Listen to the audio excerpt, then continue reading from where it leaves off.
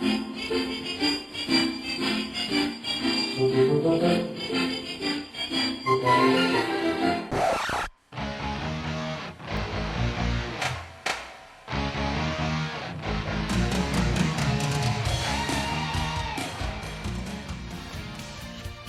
to Real Estate Real World, where we talk to the movers, shakers, and leaders that are getting it done right now in the real estate industry and beyond. I'm your host, Marguerite Crespillo, and I started this podcast simply dedicated to calling people about what's really happening in this crazy roller coaster ride of real estate. Be sure to subscribe on iTunes and stay up to date on the newest stuff by adding yourself to the list at www.realestaterealworld.com. Now, let's dive into the world of real estate. Hello, everybody. It's Marguerite Crespillo, and it's time for Real Estate Real World. And we're so happy you're here and listening in. I hope that you're listening to all of our fabulous episodes because we've had some amazing guests. But this one is pretty special. I know I probably say that a lot, but I have known this young man. He's older now. And since he first got his license, I think back in 2011, we met in a business networking group. And I'm going to tell that story in a couple minutes. But thank you all for joining us today. And thank you so much. I'm excited to have Bobby Graves here with me today on our show. Welcome, Bobby. Yeah, how's it going? Good. How are you? I'm excited. I'm excited you're here too. It's funny, I addressed it in our opener that how I actually met you, I think is actually a pretty cool story. So it was 2008 and it was the worst market in history. And I was having some big old pity parties in real estate because the market was rough. It was pretty brutal. And I remember somebody called, a friend of mine, I can't even remember who it was now, but called to say, hey, we'd love to have you join us in this B&I group. And I was like, oh, yeah, I don't like them. I'm not a morning person because all the ones I knew were like breakfast meetings. I'm like, there's no way you're getting me somewhere at 7 o'clock in the morning. She goes, no, it's a lunch one. And she goes, and we're interviewing like 4 other realtors. Then, of course, the competitive side in me was like, no, I have to go win that. And so I remember going to the interview and won the interview and went to the B&I. And I've met some of my greatest friends still to this day that were in that B&I group. And you were one of them. You were a rep for send out cards at the time, right? Oh my God. Yeah. Isn't it crazy to think back and see the old photos that pop up from the people that we connected with back then? And I still have connections with so many of those people. It's pretty crazy. It is, because I still, Gary and Dawn, right? I adore them. And Robert and John Courier, I see once in a while, and Kristen Wheeler. And they moved, the Wheelers, they moved back to Ohio, I think, or Iowa. I can't remember. But we had so much fun in that B&I group, did we not? I got a message from Glenn the other day on accident, but he's now from insurance. Now he's selling books in Auburn. And I don't know how he somehow connected to me on accident. But yeah, that's over 10 years. And before we even start, I want to say a huge thank you to you because you were one of maybe 3 people that not only encouraged this lost person in a direction to say, hey, get into real estate, but you pushed me, you taught me, you educated me in so many different ways. It was truly a blessing because I hear people talk about you all the time. I'm like, I know her. And it's really awesome to have learned so much from you from the very beginning and the push that I needed to change the direction of my life from back in 2011. Yeah. I remember because I remember seeing you and how you're such a great people person in a lot of ways and such a great connector. And I was like, oh, you should totally be selling real estate. Like I remember thinking that right away and thinking, yeah, you should become an agent. And so I was so proud of you getting that done and making that happen. And then look how far you've come. Yeah, it's been a journey, huh? Been a journey. Yeah, because you guys, how old was your youngest daughter? She was a baby. I want to say she was only like 2, because that was 2008. So she's now. Yeah, she was like 3 or 4. Yeah, she was just a baby. Yeah. And so you're the dad of 3 kids and you're a grandpa now. Which is awesome. Way better having grandkids. Oh, 100%. My grandson just went back to his mom's and I was like, oh my gosh, grandkids are the best. They're so much fun. You get to just enjoy it from such a different perspective. When you're having, especially our story, Hill and I had kids younger and you just feel like you're in this whirlwind of life trying to survive. And all of a sudden you're like between sports and school and everything else and work. And all of a sudden you look and they're older. Now looking back and get to play with the grandkids, it's be so present with Yeah. them and you get to Yeah. enjoy it so much more because you're not having to do everything that the parents have to do. Yeah. That, and I think because you've been through it before, you're a lot more relaxed, right? Like it's the funny saying with your first kid, you're a freak about everything. You're like, the binky hits the floor and you're like, oh my God. And then by the third kid, you're like, oh yeah, whatever. Yeah. And then when grandkids Right. come along, you're like, what are you stressed about? Relax. I know. I know. Yeah. I love I it. was laughing because yesterday Jake and I and Joe, we went down to Monterey and took our grandson to Monterey Bay Aquarium. We had such a blast. And Jaden, my grandson, it's probably too much information for some, but he like literally had like poopy drawers like 3 times, right? By the third time, Jake was just like, are you kidding me right now? I go, you know what the best part about this is? I don't have to change those Yeah, diapers. right. Like, It's all you, buddy. oh, I know. Yeah. It's a different perspective. Yeah. I have to share our best story ever because the helicopter story, right? So this is one of my favorite stories of all time. I wish I'd have pulled out the picture. I'll try to find the picture and see if we can put it in the video. But so Bobby was involved with Send Out Cards, which is a great program where you can actually send actual cards in the mail. And they were having like a convention or something, I think it was. Yeah, and they did a contest, and I think I forget the number, whatever, top 100 in the company at the time. And so we got qualified for that and a guest to go or something along those lines where we won the ticket to go to the convention. Yeah. And so Bobby goes, hey, do you want to go? And I'm like, sure. And I didn't even know that much about Send Out Cards. It was a new thing, but I was playing around with it and it was cool. And I go, yeah, that totally sounds fun. So we went. And the funny thing is our spouses were totally fine with it. We completely shared a room. So we were just good friends.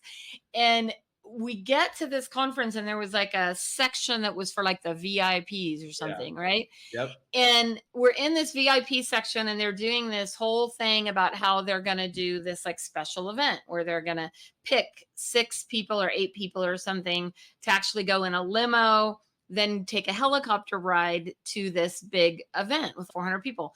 We're like, oh, that sounds fun. I never in my wildest dreams thought we would get picked, and we didn't. So we're like, oh, that's really cool. And we take off. We go to get on these big buses. They've got 5 Greyhound buses that is transporting the rest of the people. And Bobby and I are sitting there chit-chatting. And all of a sudden, what was her name? She was like the VP or something, though. Michelle or anyway. Yeah. She comes up and she looks at us. She goes, so we had a couple people cancel on the limo. Do you guys want to go? And we're like, sure. Yeah. Totally. We would love to do that. So they pull us off the bus. They take us and put us in these limos. They take us to the airport and put us in I'd never been on a helicopter. Had you ever been in a helicopter? No, I don't think I had ever been on a helicopter either. They put us in a helicopter and they fly us over Salt Lake City, and it was at sunset. So all the lights, it was beautiful. Crazy.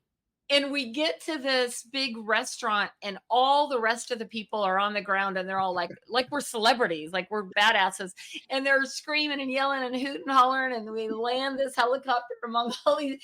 It was still to this day one of the most wildest experiences I've ever had. It was so much fun. Landing on the golf course at some primo golf club. And everybody's dressed in suits and ties in this big gown event. And we're here randomly selected. And we're like, yeah, the VIPs of VIPs coming in. It was a great experience. Oh my God. That was crazy. And I'll just never forget it because I think that it takes me back to what you said with the grandkids of being present. And we were just like, we had no agenda. We had no plan. We didn't even really know what we were doing. Yeah. We were just like hanging out, having a good time. We had no expectations. Like I wasn't expecting to go in the limo. I was surprised I was even there. I think that relates a lot to life, don't you? Oh, absolutely. What's funny this year, I remember you saying a long time ago about how much you had spent on education and time and energy on education through at that point in time in life from every type of coaching. And I heard something this year that was along those same lines. And it was like relaxing into it. And I'm thinking when you're in real estate, there's a lot more hustle involved than what a lot of people think about. So when you think of relaxing into it, it's tough for me because I'm better on the go. And that's just my personality. So that's a fun one though, because everything that has really come in like a great surprise like that, an opportunity has come from a place where we're just relaxed. We're just in a present moment and enjoying and we're just feeling gratitude that we were there and having just fun. So Yeah. yeah, it's just great reminders to try to Yeah. ease into it. I think that's so relevant, especially now. We're in crazy times in our industry where there are lots of major changes in how we operate and how we function and how we do things. And it's interesting because people are it seems they're either losing their mind, like they don't even know what to do, they're going crazy, or there's some of us old timers who are just like, relax, it'll work out. There's changes in real estate every single day. How have you learned? Because you've now been in real estate, what, 14, 13 years, right? Yeah. Yeah. And what would you say has been your biggest lesson in what you have learned? Biggest lessons, man. There's so many. I was thinking about this in the last few days just because I knew this was coming up and I was talking. I was like, oh, when I first got in, like you said, you're coming off of 2008, 2009. And so 2010, I was finishing my licensing stuff and I was just waiting for my tests to go through, which I got in January of 2011. So I didn't know what I didn't even know. Remember those Yeah. conversations we had. And honestly, I think that was and still is to a degree a great safety net for me. I try not to you got to know what's going on, but you can also get lost into what's going on and get frozen into knowledge and you never do anything. And that was something that helped me in 2011 was I didn't know enough of what was going on. I just knew I'm just going to go sell stuff. Like, what are we doing? And you just get after it and you just work. So I think that's one of the biggest things is you can't get lost into everything because especially now with social media, every other day there could be a new what's happening right this second. But it could be a little town in Cleveland. It could be Sacramento. It could be who knows what they're talking about. So it's more of a broad thing. And you just focus in and we still do the same things we always do. And we're learning for our clients and we're here to serve them to the best of our ability. And we still have to work instead of just know all the paperwork and know every answer. Like just get after it. Don't you think that's probably the biggest misnomer in real estate is that people think, we don't really do that much? Yeah, there's definitely, I have friends and one of them had never used an agent and wouldn't call me for anything, which is fine. It's cool. But then he called me to help him write an offer for a piece of land. And I went through and I did all the things that I normally do. And he blew him away because that would have taken me 2 weeks to put everything together. I'm like, well, that's what I do. And there's just a lot of like unknown and you have whatever way people are listening to you and, oh, I can do this myself. And okay, go ahead. Right. And I think that's for me, it's been a great lesson because I remember you always saying you got to know your value. And so I hold my value pretty high. I don't discount. I'm not that guy. I'm not anymore. I might have done something in the earlier on, just trying to get some traction. But when you know what you bring to the table and the service you provide, the knowledge you provide, and the way you look out for your clients, then you just keep it at a certain level and referrals come in that way. Now, I hardly get people asking me about commissions. So I love that you say that because for those of you who are listening, we're going through some major changes in our industry where how it's always been is that commissions were shared by the agent from agent to agent, from the listing agent to the buyer's agent. The industry is now changing where agents are no longer allowed to participate and share their commissions with another agent. It's going to be the agent's responsibility to build that relationship with the buyer, the agent to build the relationship with the seller, and it would be separate. So obviously it's a lot more detailed than that. But what I think we had a big meeting about it this morning in our offices and we were talking about it. And it's interesting that in the real estate industry, for my whole career, we would always go and meet with sellers and do a seller presentation and show them our value and, negotiate our fees and all that. But so many agents did not do that with buyers. And I have preached for years, as you know, that I have about the value and the importance of sitting down with buyers and helping them understand what we do and what the process is. and negotiating our compensation based on that. And agents are going crazy. They don't know what to do. They don't know how to do it because it historically has not been a process to sit down with buyers, nor has it been required where it is with sellers. And so knowing your value is so important. One of my favorite quotes is masters make things look easy, right? And it's up to us as a professional to go over what we do and why it's important and what that value is so that people really understand that we literally do more than open a door or put a sign in the yard. The real estate process has, well, just since I got in the real estate 30 years ago, our contracts are 18 pages now and 478 million pages of disclosures and inspections. We didn't do a lot of that. So there's more, which is good. There's more transparency than there ever has been. But that also means there's so much more information that we have to process and assimilate and turn around and explain in a way that the average person can understand, right? And so understanding that value of yours, what you bring to the table is 11 years or 13 years and hundreds of transactions that have given you that knowledge and experience. Yeah. And it's going to be a new discipline for a lot of people, putting the new practice into play of when I sit down. I started messaging my buyers months ago, just planting seeds with them. Hey, there's changes coming. If you have questions, let's talk about it, because you never know what not everybody is like us, just constantly into it all. Some people will just hear a little bit here and a little bit there. Yeah, I was wondering about this. And just being transparent, straightforward. I'm probably the worst salesperson in the world because I'm not real salesy. I'm just straightforward and to the point. Here you go. This is what it is. And these are the new rules. So this is what's going to happen. Even to go see a house, here's what we have to do. And just starting to plant those seeds with your buyers and with clients from the get-go. Right. And this morning when we were talking about it, I was relating it to during COVID, right? When all of a sudden we had to have a PED, right? Yeah.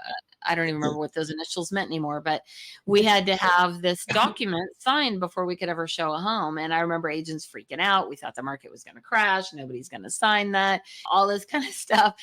And we just figured it out. It's funny because I'm in negotiations right now on a contract, and the last communication I had with that agent on text was to send my PED over. And I was like, oh, that's like what we're having to do now. Yeah. Yeah. It's a new practice. But one of the good things too, even from the very beginning, when I was mostly working with buyers, you had a plan in place. You sit down with the buyers and you have a presentation and you go through, here's the things we need to go through. Now, things have changed quite a bit since then because of the online stuff. The leads that come in, they're typically not as willing to sit down with you for 30 minutes. They want quick. They want to see a house. They wanted this and that. And so I do a lot more. I'll do Zoom meetings. Hey, let's hop on for 10 minutes. Let's face-to-face. Let's go through some stuff. You just have to get creative. Which I think is how the pros survive, is you have to be able to adapt and grow. So how has real estate and your career really changed your life? And like I said, I think back to this kind of young kid who didn't know a whole lot. And I think you were a waiter at Chevy's or something at the time. You were bartending back then. Yeah. That's right. You were bartending and you were then doing send out cards, but you always had an entrepreneurial spirit, don't you think? Yeah. My education for personal growth probably started when I was 21. I was introduced to like a business world, and it was like for the first time, hey, have you ever read this book? And it was Rich Dad Poor Dad or something. It was like, oh, the introduction. You're like, what is this? And then all of a sudden you start finding things that you were interested in. Because in school, it just got by. I'm like, whatever. Then all of a sudden you get into these books and it's like personal growth that for some reason just captured me. And then I just couldn't, and I still cannot get enough. Like I'm always reading or podcasts or Audible or all of the above. And I think the constant growth, you have to be reinventing yourself and learning and expanding at all times. So for me, it's a natural fit. This year alone, I was doing this stuff with goals. And I don't know if you guys, so with our office, we do goals in January. I do my personal goals in November, a couple months before. And I have probably been the worst goal setter. I've tried everything. Like, oh, okay, I'm going to personal growth side, friend side, spiritual side, try to do all these different things. And I noticed in the last couple of years, I was just bored as shit. was writing them down to write them down and to get them. And in November, December, I started, let's make this more fun. So I got one of those big, huge, just white paper, the big paper. And we're writing them down. I'm like, okay, so let's have fun. Let's get different colors on there. Let's do some crazy things that I haven't done before and just have fun with it. And it was like, get Hill off of her job. Let's go to 2 events that I have no plan as of right now that I'm going to. It's not like a planned Tony Robbins event or something I haven't even heard of. And I started writing fun things down that were more exciting. And it was so funny as I taught a class the other day and I'm going through the goals and it was on goals and mindset. And I'm looking through and I'm going, holy shit, like 85% of the goals were already done for this year. And I went to a seminar in Nashville. Guy called me up and he goes, Bobby, I got 1 extra ticket. If you want to come to this event, I'm like, all right, let's make it happen. And I go to Nashville, fly into Nashville for a short-term rental conference. And there's amazing speakers. I don't know what they spent, but it was 2 to 3 days of just speaker after speaker, from movie producer to business world, everything in between. And it was great.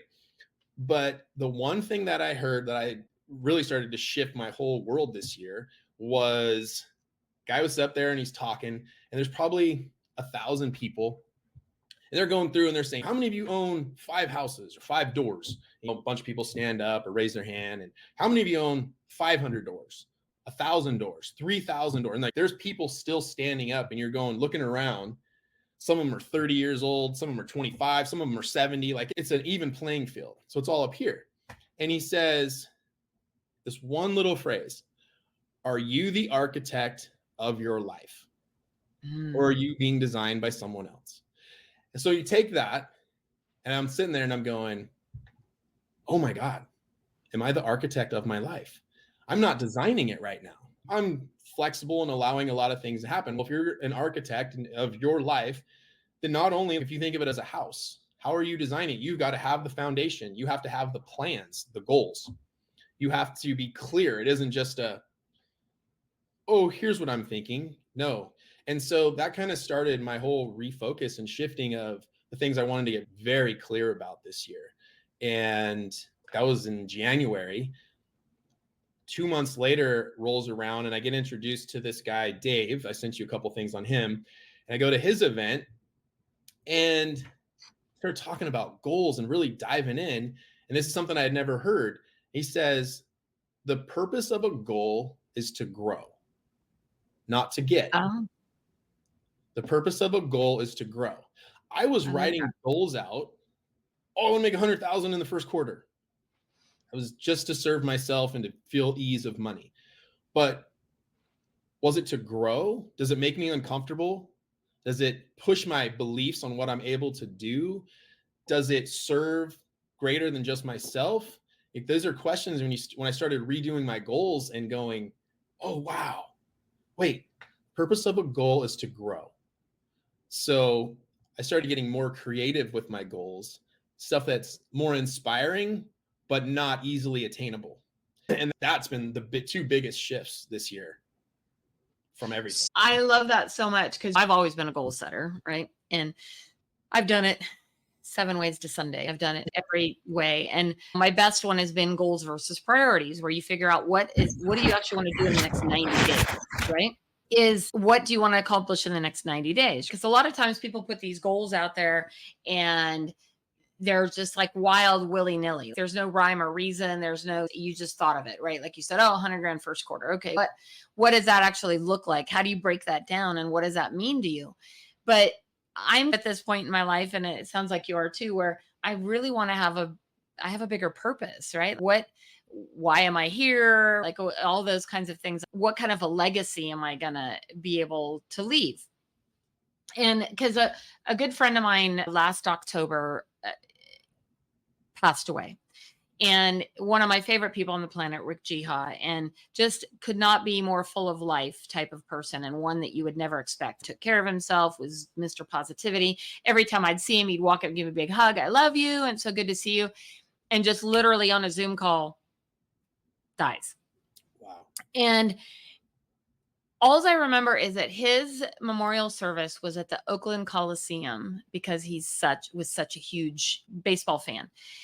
And there were probably 1,000 people there. And I just remember looking around thinking, it's not a numbers game. It's not a matter of who's got more people at your memorial service. It's more about what kind of an impact are you here to leave, whether that's an impact for one person or 1,000, whether Yeah. that is just your child, your grandchild, your wife, your somebody, what kind of an impact can you leave? And I just feel like that's really becoming more and more apparent in my life. And it sounds like yours as well. Is how can you grow? Are those goals set up to help you be a better human, or are they there just to get another dollar? Because money, for the most part, is easy, right? You can make it as much as you want as long as you're willing to provide the value and put the work in to make it. But what are you going to do without money? Yeah. Right? You can have a big old pile in the corner and be the most miserable, awkward person on the planet that nobody wants to be around. What good is that? So, what are a couple, if you're willing to share, what are a couple of your goals to grow? What might those be? So there's a couple things. The first thing I noticed was in the last couple years, really realizing I'm not a very excitable person. I always feel like a little bit of a buoy in the water, right? I don't typically get too high or too low. It takes me a lot to get really angry or really sad. Like it's for the most part, I'm pretty level. And that can be also bad because I'm not emotionally attached to things, right? It's tough. And so even this year, I was listening to the Tony Robbins talk about his childhood, not childhood, but he was 17 and he was working for Jim Rohn and he was driving his Volkswagen and he would be driving the whole way in traffic, but he was saying incantations. He was just saying I am statements, but attached with huge emotion behind it. And it was like, man, that's all you were doing. Like you were just attaching that emotion to yourself into your subconscious. So that's why he's so successful now. He did this for so many years.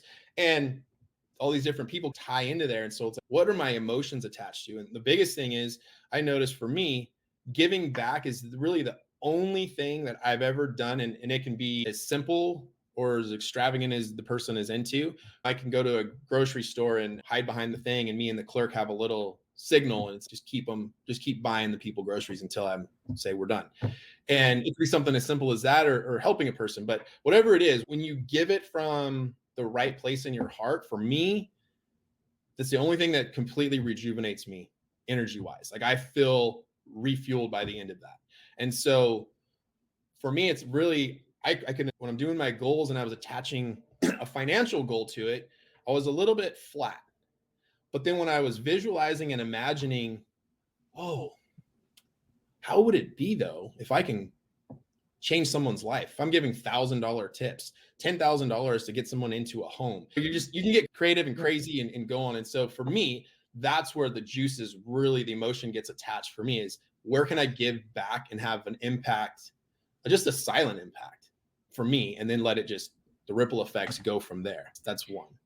I think back because I remember when I was doing a canned food drive for my son for the Jordan Fund, and we had the golf tournament back then. And I remember you being a huge impact on that and setting up this whole thing. And we got all these canned goods, and it was such a cool thing. And that's probably one of my favorite things about you. And I never even thought, like, some of the things you think about, I never even thought about. I never even thought about just going to the grocery store. People talk about buying people Starbucks all the time. That's all fine and dandy, except if somebody's in line at Starbucks, they can afford a Starbucks. Yeah. Right. But somebody in the grocery store that might be struggling, and I've been standing behind somebody and had them have to put things back because they can't afford it. What an impact that makes in somebody's life. And I just think that's such a cool thing. And I think we all talk about giving back and giving, and some people are very public about it. I think you and I were not so public. Yeah. Like probably 90% of what I give, nobody knows. I'm not doing it because I need my name in lights or anything like that. I'm doing it because it's what is the right thing to do. But it's interesting when you start thinking of it in creative ways. And I don't think that I ever thought about that until you said that. It's like, how can you do some creative giving where people don't even really realize where it's coming from, and you're just doing it from your heart and a place of gratitude for what you've been given. It's such a fun process. We've done things with the kids where when they were younger, especially, I would, there was a swimming company and I would order their pool blankets because they were like 8x10 wool blankets. And we would go off in the winter and go hand them out to the homeless people in certain sections and stuff. And just give the kids a chance to see, because let's face it, we have it pretty spoiled nowadays. They don't even know. I've got friends that are doing stuff with water companies and different things in different countries. Like, we can't even comprehend that we don't just walk over to the faucet and turn it on. Oh, my ice cubes are not the right shape. Do you got the crunchy ice? Exactly. And so it's, wow, we just get beyond that. And so it's fun to do that stuff with the kids and just even whatever kind of shopping. Yeah. Just getting creative. It's a fun way. Yeah. So what do you feel is next for you? What's maybe, as opposed to giving and the emotional part that we talked about, what's something big that you want to be able to do? Okay, so a year ago we did the Ironman. Tyler and I, my oldest, we did the Ironman together, and his wife at the time had just had Jax. He was, I think, 5 months old when we were in Hawaii and we finished. So I had a year of this like discipline and training. And I remember the coach saying, every step, and we finally get to the end result where we're like, hey, it's the day of the Ironman in Hawaii, let's go do it. And she goes, go have fun. She goes, but I'll tell you, you're physically ready, you're there. Mentally, it's going to be a battle for everybody. That's the part. And so I'm thinking, no, come on. Oh shit, I got 100 yards into that swim and I'm thinking, why can't I, emotions and adrenaline, I'm like, why can't I swim anymore? I'm dying here. And calm it down and just keep going. And I remember the announcer saying, hey, look, you're not going to win the race in the first 100 yards, but you could end the race in the first 100 yards because you could just fizzle out. And so I think just applying a discipline now. So for me, I doing some different trainings and stuff, and it's one singular goal per se, but it's attached to all of the things we've talked about, like giving back, where the focus is and everything else. And so for me, it was just really about getting clear. I write down the same start of my goal every single day. And then I think of it in pictures. We visualize in pictures. So I try to let a movie unfold in my head of when you get the money, when you get the transactions closed, when you get the whatever, really visualizing and feeling, what is it like? What am I doing with the money? Where are the different things going? What is the car I'm driving? All those different manifesting type of techniques. So just getting super clear. I write it down. I even had a little coin made that I keep in my pocket. And so it has my goal on one side, and on the other side, it just says God's favor is in me, around me, and serves me now. So I put it in my pocket and just going through a day, and I touch it and I'm like, oh, just takes me back to my goal. And it's a habit, just these new habits to put into play and to keep me focused. We are what we think about. It's funny because the coin thing reminds me of somebody who was talking about a rock and how they took and they put a rock in their pocket. Mm-hmm. So that every time in the beginning you feel and you notice that rock all the time and you're like, it's weird, it feels awkward or feels, and then eventually you stop noticing it as much, but it's always there. Like it's always in the back of your mind or in your pocket, so to speak. That rock is there to remind you of whatever it is you're trying to do or whatever goal you're trying to accomplish or where it's at. And for me, I feel like I've gotten a bit, because I've been such a goal setter my whole life, I've gotten a bit stale where I'm like, I've gotten lackadaisical or lazy about it. And I started thinking about this. It's so funny that we're talking about this today because I started thinking about it the other day. I'm like, I don't even know what inspires me anymore, because so many of the things, and this isn't egotistical, so many of the things I wanted to do, I accomplished. Mm-hmm. I did it, right? 30 years in real estate, I've done just about everything you could do. So now what does it look like, right? Now what inspires me? And I think that what inspires me more than anything is having conversations with people like you and what you've done and how far you've come. And somewhat knowing that I had a teeny tiny little piece in that, like I'm certainly not responsible for that, but that at somewhere in my life. And what's ironic is that you don't know at the time. I think that's probably the most impactful thing. You never know at the time that what you say and what you do, how that's going to impact somebody's life. You just don't know. Oh, And absolutely.